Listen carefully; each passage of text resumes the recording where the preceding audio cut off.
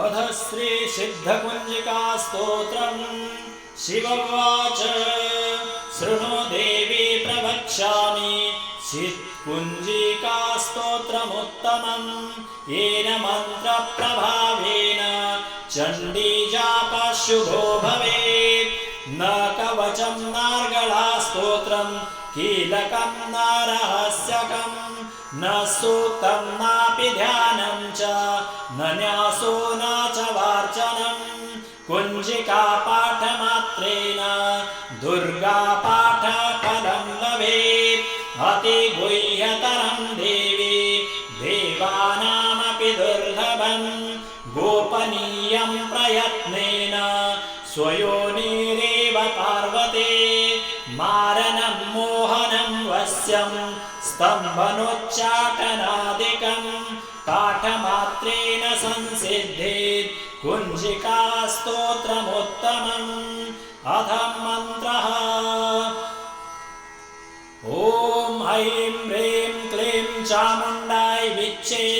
ॐ ग्लूं हूं क्लीं जुं सः ज्वालय ज्वालय ज्वल ज्वल प्रज्वल प्रज्वल। ऐं ह्रीं क्लीं चामुण्डाय विच्चे ज्वल हं सं लं क्षं फट् स्वाहा इति मन्त्रः।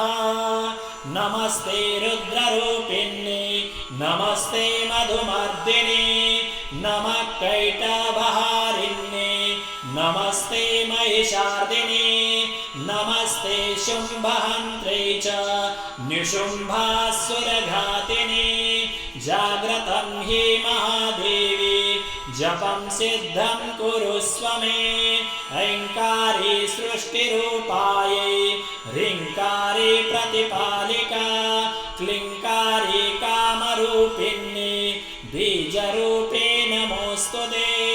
चामुण्डा चण्डघाती च ऐङ्कारी वरदायिनी विच्चे चाभयदा नित्यं नमस्ते मन्त्ररूपिणी।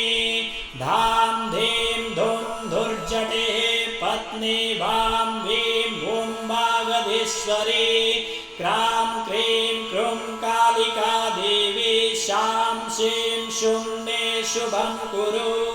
हुं हुं हुंकाररूपिण्ये जं जं जं जम्भनादिनी भ्रां भ्रीं भ्रूं भैरवी भद्रे भवान्येते नमो नमः।